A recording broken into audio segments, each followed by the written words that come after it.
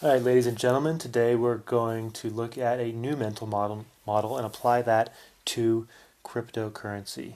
And today's mental model is survivorship bias, where we reach incorrect conclusions because our data is skewed towards those that survived.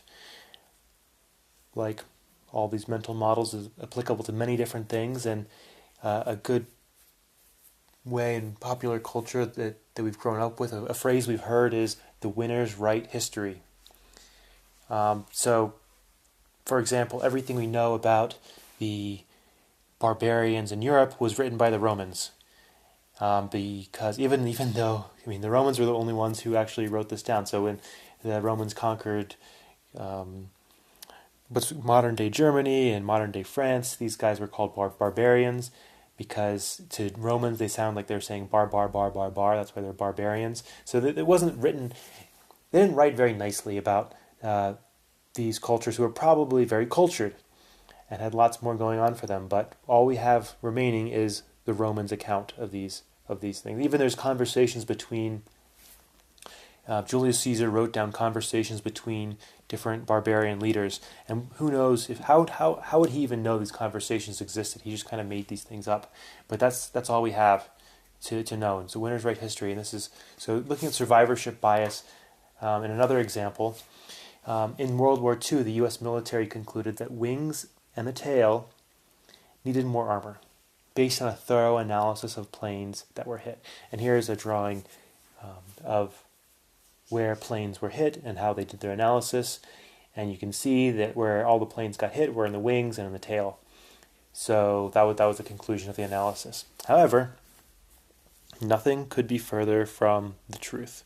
Planes that took hits in the cockpit, engines, and rear fuselage were shot down and were not included in the analysis. Right? So if you take a shot in the cockpit and you kill the pilot, your plane's going to go down. And so they didn't actually include planes that were shot down in the analysis because they can only count planes that survived. And that's survivorship bias. So let's apply that to cryptocurrency. So if you ignore survivorship bias, at your risk, it would look like all cryptocurrencies go up in value substantially. Bitcoin went way up, Ethereum went way up, Litecoin went way up. And if you enter the market now, then maybe it'll only go up like 10x or 100x. But if you went way in the beginning, your Bitcoin could be up 100,000x. So you invested $1 and it's worth $100,000 today. So you say, well, why don't I just repeat that, and I'll invest in any new cryptocurrency that comes out. I'll put $1 or 10 or 50 or $100 in so that I can be filthy rich in 5 years. So that seems like it's plausible. However, here's an actual analysis of what would have happened to an index fund of the top 20 currencies capped at 25% in the index fund. This is an analysis that was done by WooBull.com. And so if you invested in late 2013 and took your money out in 2017, beginning of 2017, Bitcoin would have gained 360%, and the index fund would have lost 18% plus fees, because index funds, they take fees. So let's say 2%. So to put salt in the wound, you don't lose 18%, you would lose 20%. And so for those of you not familiar with index funds, they're very common with stocks, where you, instead of investing in one company, you group a whole bunch of companies together, and then even if one or two of them don't do well, as a whole, they'll do well together. However, this doesn't really seem to work for cryptocurrencies. And even though there's a number of companies now coming out promoting index funds, and even their data shows that, if you'd invested at X time in the past, this is how well the fund would have done, therefore invest with us in the future.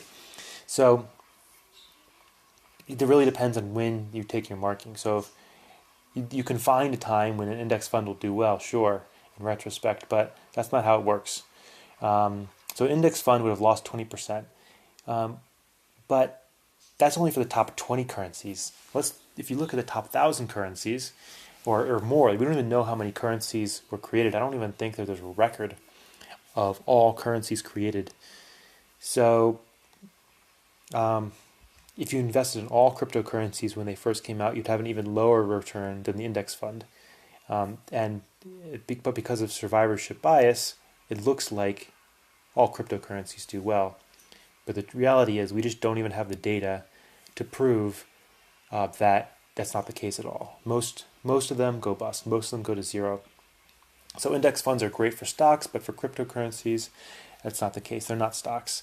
They're more like, but not the same as startup companies, which are better modeled by power laws. So for an upcoming mental model, we will be covering power laws. So it's important to think about what's the right mental model to apply. And if you think of index funds are the right way to look at cryptocurrencies, you might be mistaken. All right, that concludes survivorship bias.